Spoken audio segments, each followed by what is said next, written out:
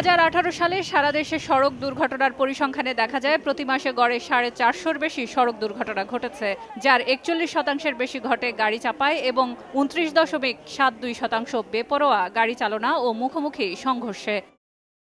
যাত্রী কল্যাণ সমিতির বার্ষিক প্রতিবেদন অনুযায়ী গত বছরের মোটা দাগে সড়ক দুর্ঘটনার কবলে পড়েছেন 1252 জন চালক ও শ্রমিক, 880 জন শিক্ষার্থী, 787 জন নারী, 487 জন শিশু, 231 জন আইনশৃঙ্খলা রক্ষাকারী বাহিনীর সদস্য এবং 106 জন শিক্ষক। এছাড়া বিভিন্ন পেশাজীবী আরও 270 জন দুর্ঘটনার কবলে পড়েন। এবারে সড়ক দুর্ঘটনা পর্যবেক্ষণে আমাদের যে সমস্ত কারণগুলো উঠে এসেছে, আমরা দেখেছি ব্যাপক গতিতে গাড়ি চালানো, বিপজ্জনক ওভারটেকিং, রাস্তাঘাটের নির্মাণ ত্রুটি, ফিটনেসবিহীন যানবাহন, যাত্রী ও পথচারীদের অসতর্কতা, চালকের অদক্ষতা, চলন্ত অবস্থায় মোবাইল ও হেডফোনের ব্যবহার।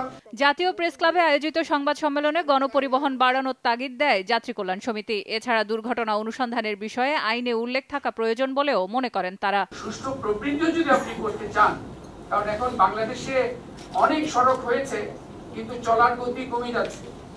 সড়ক আপনি কত কিলোমিটার আমরা যোগ করেছি, কিন্তু ঘন্টায় একটা গাড়ির গতি এখন মানুষ পায়ে চলার গতি সমান হয়ে গেছে 6 কিলোমিটার/আওয়ার। যে অ্যাক্সিডেন্টের ফলে অ্যাক্সিডেন্ট ইনভেস্টিগেশন অনুসন্ধান নিয়ে আলাদা করে কোনো নজর নাই আইনে। আমাদের 83 সনের যে অধ্যাদেশ ছিল, সেই অধ্যাদেশে যে সমস্ত সুযোগ সুবিধা বা প্রোটেকশনের জায়গাটা ছিল, নতুন আইনে অনেক ক্ষেত্রে আসলে সেগুলো উল্টো তুলে দেওয়া হয়েছে।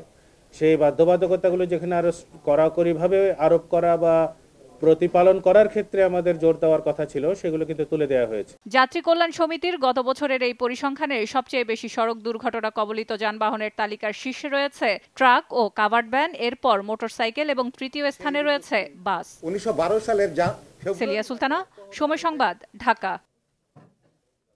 বর্তমান সরকার